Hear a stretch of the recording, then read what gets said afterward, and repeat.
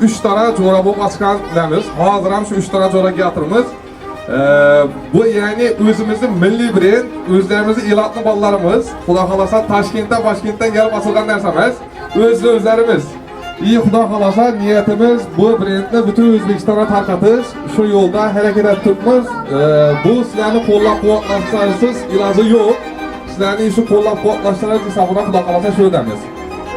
Bize esaslara yangilik yaratışda devam edeverimiz. Hazırda günde 4 tane filialımız var. İndiki Xuda kalasa açılışımızı 10 yıllık boladı. 10 yılın içinde azma kökme tecrübe var. Bir ese yetip gelişimizde sizlerini işansınız, sizlerini yankı gelip hareket etişiniz, bize şu işansı aklaşa hareket etişlerimiz ne oldu? Sizlerini dualarınız bereketi bilen şu ödemiz Xuda kalasa.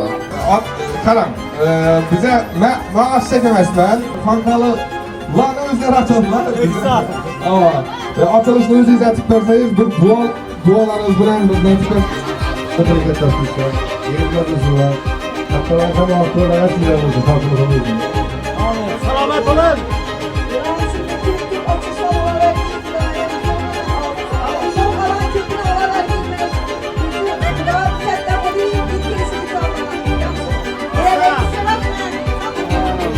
Sonra aşklarlarınız yese sizlere dualarınız bilen şu yolda geldik Xuda kalasa. Bizi atam bilen eneler bir Hristos kırdıklarında İslamlarından 2026 yıl 15. yıl